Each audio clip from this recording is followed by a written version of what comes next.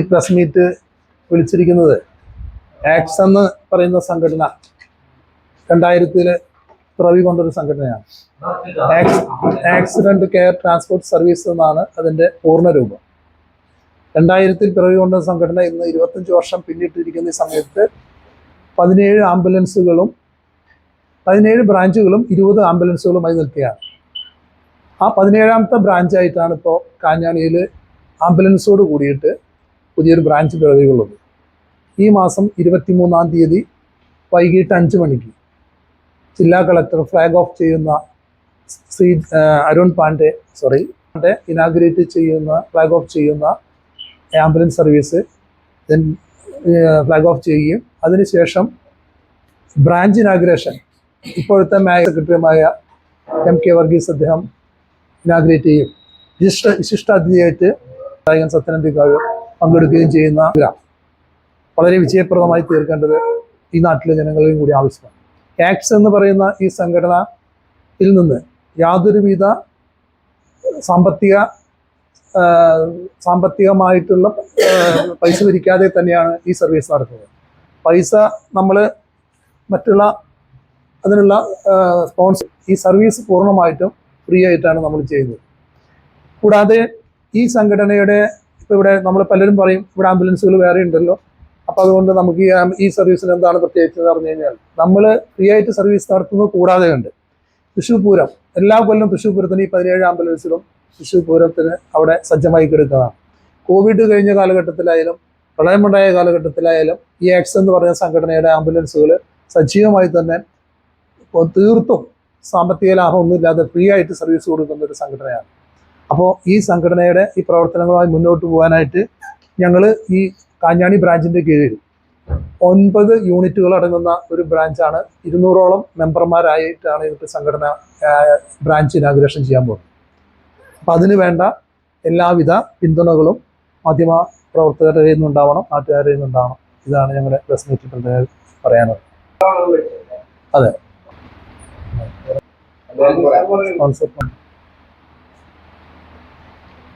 എനിക്ക് പറയാനുള്ളത്.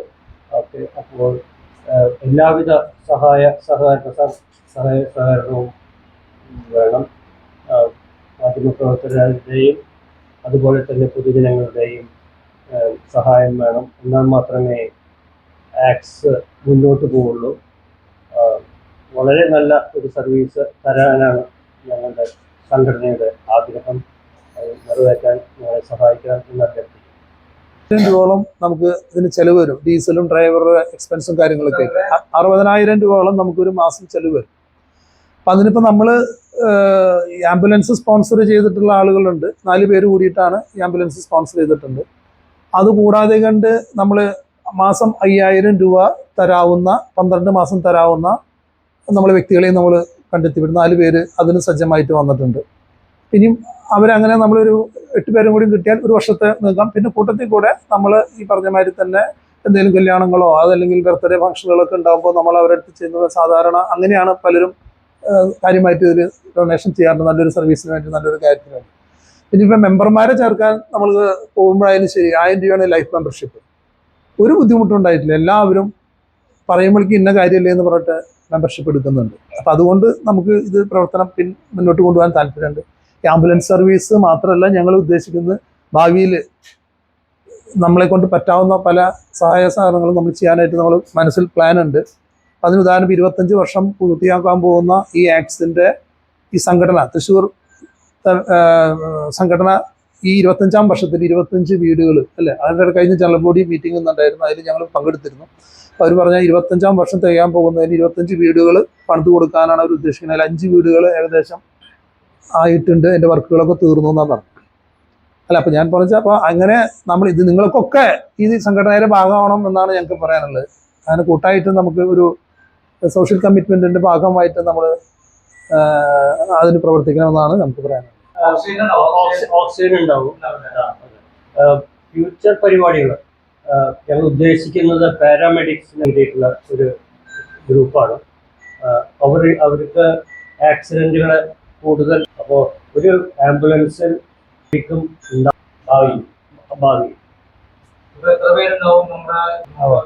12 മണിക്കൂറിന്റെ ഷിഫ്റ്റ്. രണ്ട് കാര്യം സൂചിപ്പിക്കാനുള്ളത്, ഒന്ന് ഒരു ആക്സിഡന്റ് മാത്രം കൈകാര്യം ചെയ്യാനാണ് ആക്സിഡന്റ് ഉദ്ദേശിക്കുന്നത്. ഉണ്ടാകുമ്പോൾ ഏറ്റവും കൂടുതൽ അപകടങ്ങൾ ഉണ്ടാകുന്നത് സാധാരണ ഈ വാരിയെല്ലാം ഒടിഞ്ഞ് നമ്മുടെ ഹാർട്ടില് മറ്റേ കിഡ്നിയിലൊക്കെ കുത്തി കയറിയിട്ടല്ല വരുന്നത്. അത് ഉണ്ടാകുന്നത് മുഴുവൻ ഈ ചുറ്റിക്കുട്ടി കാർബറേറ്റ് ആയിട്ട് പോകുമ്പോഴാണ് പ്രശ്നങ്ങളാണ്. അപ്പൊ ഏറ്റവും കൂടുതൽ ആവശ്യമുള്ളത് ഒരു ആക്സിഡന്റ് സമയത്ത് നമുക്ക് കിടത്തി കൊണ്ടുപോകാന്നുള്ളതാണ്. എത്രത്തോളം ആംബുലൻസ് ഉണ്ടാകും അത്രത്തോളം നമുക്ക് കൂടുതൽ ഇതിന് സൗകര്യം ഉണ്ടാകും. അല്ലെങ്കിൽ ആംബുലൻസ്, അതാണ് ആക്സിഡന്റ് ഒന്നാമത്തെ ഒരു പ്രാധാന്യം വരുന്നത്.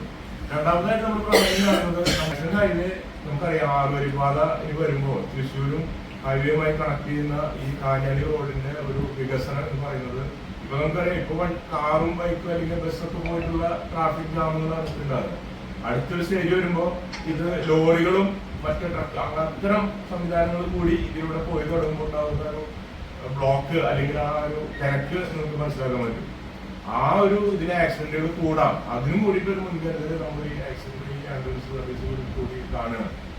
ഏറ്റവും കൂടുതൽ അപകടങ്ങളെ ഒഴിവാക്കുക തന്നെയാണ് ആവശ്യം. ഈ അപകടങ്ങൾ ഉണ്ടാകുകയാണെങ്കിൽ അത് എത്രയും പെട്ടെന്ന് ആശുപത്രിയിൽ ആളെ എത്തിക്കുക. ഒരു ഫസ്റ്റ് എയ്ഡ് കൊടുക്കാവുന്ന രീതിയിൽ ഏതെങ്കിലും ആശുപത്രിയിലേക്ക് അർജന്റായിട്ട് എത്തിക്കുക.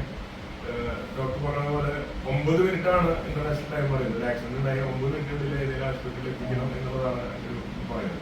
അപ്പൊ ഈ 9 മിനിറ്റിനുള്ളിൽ എത്തിക്കുക. പിന്നെ അവിടെ നിന്ന് ഒരു ഫസ്റ്റ് എയ്ഡും കാര്യങ്ങളും കിട്ടിക്കഴിഞ്ഞാൽ പിന്നെ ഈ രോഗിയുടെ ആവശ്യാനുസരണം എവിടേക്കൊക്കെ മാറിക്കൊള്ളുവാനൊരു സൗകര്യം ഉണ്ടാക്കുക എന്നതാണ് നമ്മൾ ഈ സംവിധാനത്തിൽ പറയുന്നത്. ഡോക്ടർമാരും പിന്നെ സജീവ് ഡോക്ടർ സജീവ്